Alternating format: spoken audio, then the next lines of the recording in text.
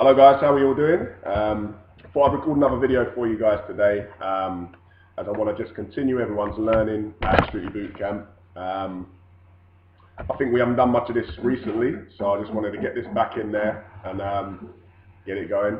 You'll have to excuse the background noise. It's my washing machine is on just over there, as I'm getting a bunch of wash loads done today on my day off. So yeah, just excuse the background noise. Hopefully you can hear everything I'm saying anyways. Alright, so today's slideshow is about why we mess up after success, okay? And I want to try and, what I've noticed at Bootcamp recently, after a very successful period in September, is that a lot of people are sort of stumbling forwards, backwards, forwards again, backwards, saying, I want to achieve this goal, Andy, I want to push on to this. Maybe, I don't know, losing a couple of pounds this week. They start the week well and then start transgressing and going backwards towards the weekend. Alright, so if you're in that boat, this video definitely applies to you. It doesn't just apply to fitness results. It applies to anything success related, guys. Okay, so hopefully you're going to learn something today.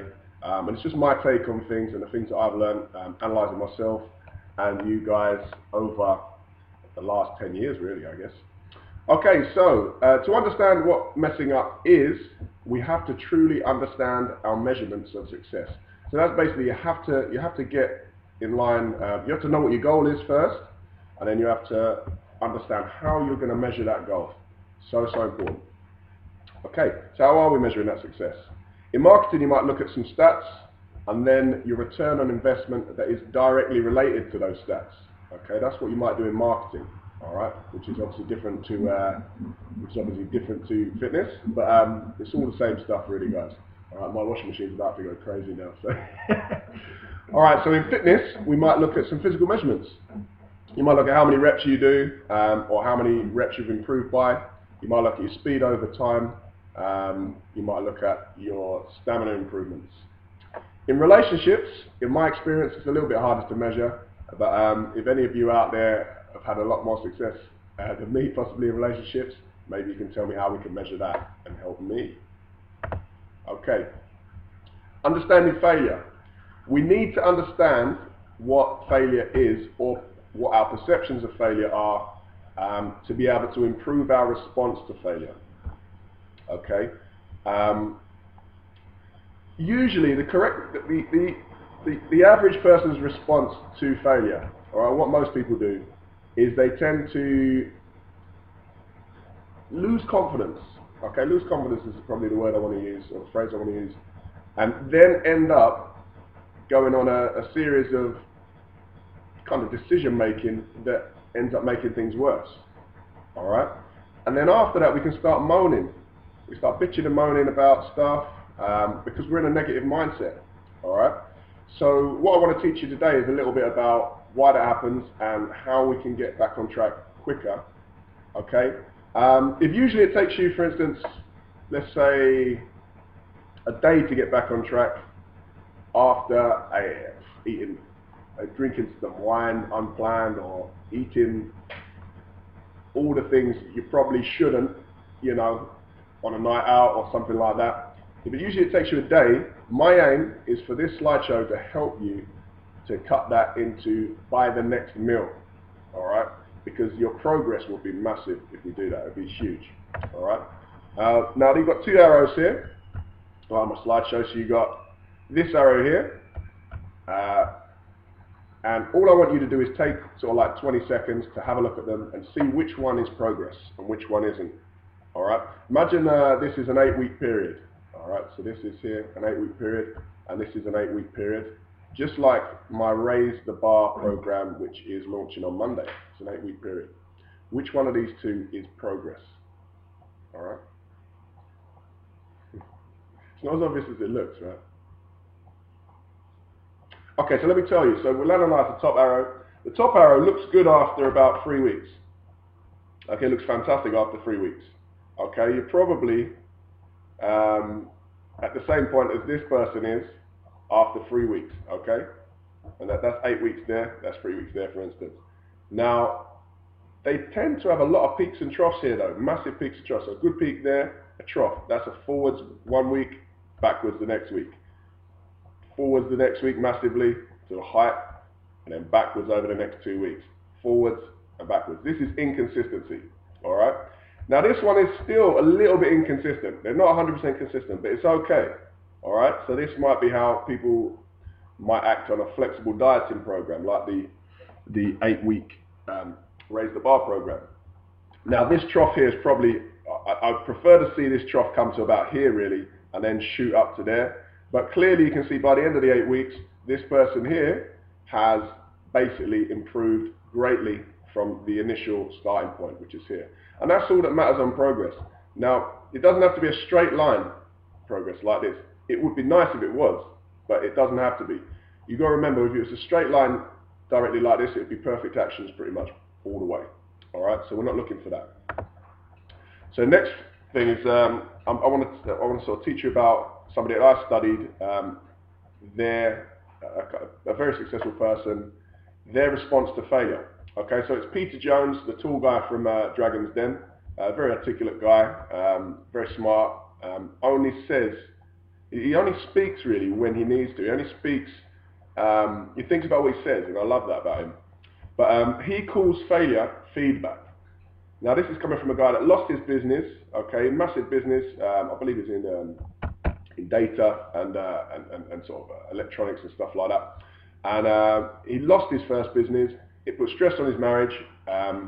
He ended up, him and his wife split up, and then he ended up sleeping in his warehouse, very depressed. But he managed to get himself together and then rebuild his business and change, okay, and change everything, change everything around. So he learned from what he calls feedback, not failure, because failure, what is failure, And failure really, or feedback, is learning. And if you learn not to fail as hard next time and to respond quicker in the right way, you're winning. Okay? Successful person's response to failure continued. The phrase that I've seen recently that keeps cropping up is, it's okay to fail regularly as long as you fail forwards. All right, so I want you to think about that a little bit. All right, I know Will Smith uses that one. I'm a big Will Smith fan. He seems to be putting up some life coaching stuff at the moment. I like it. Okay, how does this apply to you and your fitness? Well, it's simple, guys. Don't worry about that extra chocolate egg you might have eaten after Easter. All right, just learn from it. Okay, and start to push forward straight away after you've eaten it. All right, I'm not telling you to go out and eat that egg now. All right, because there's probably loads hanging around. If you've got kids especially, there'll be loads hanging around.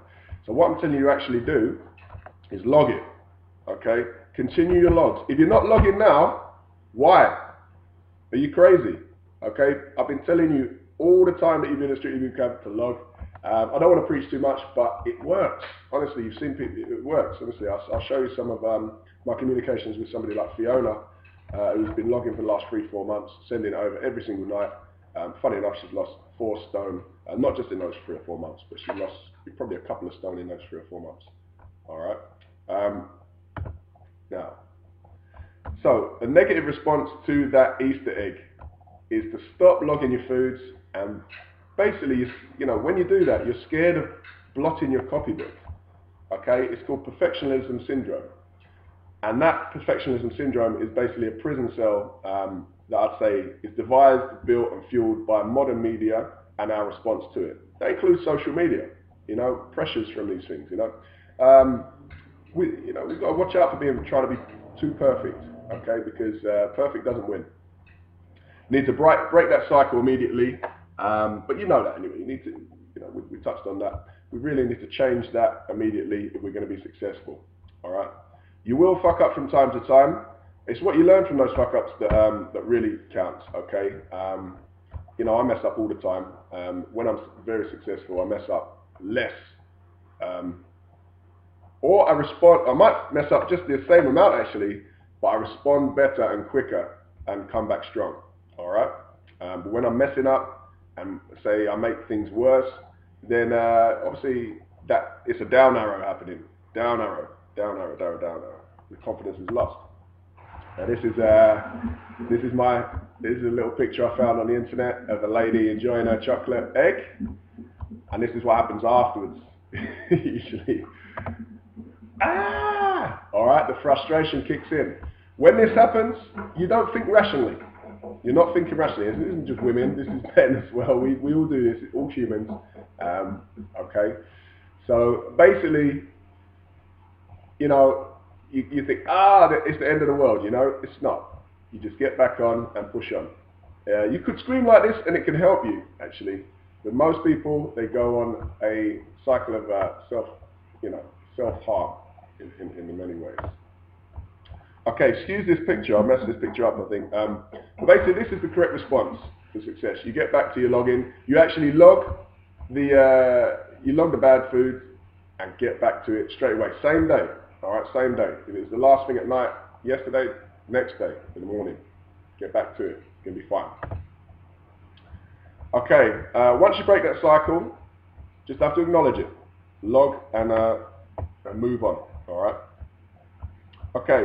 A lot of it's to do with your ego as well. We have to be careful of our ego. Our ego can dictate. So if you do mess up, sometimes we need to just have a little chat with ourselves. We need to just put our egos aside and actually, lose that, as I said before, lose that perfectionism. All right. How can you become more successful? Measure your success every day. All right. Again, you have to know what to measure. All right. What works for you? What are you measuring? Okay. You need to log that success, and more importantly, the fails as well. Log those two things. You need to analyze on the same day, okay, and move on. It's no good analyzing it tomorrow. All right, you'll forget what's going on. You won't even know what's happening. You'll get busy. Analyze it same day. So if it's in the evening after you've eaten all your foods, analyze it back. Might be your foods and your actions. It might be your food, actions, and your mood. All right. Discuss your fails with me. And obviously I'm your coach, so just discuss your fails with me, be open about it, and you'll get it off your chest. It's okay to do that. Discuss your wins with me also, we'll celebrate. All right. Ensure that you have a structure in place, okay? We need to make sure we have a structure in place. All right, this is a repeat slide here, sorry about that, I messed up. It's a mistake. I'm going to go crazy now. All right, so, let's get rid of those.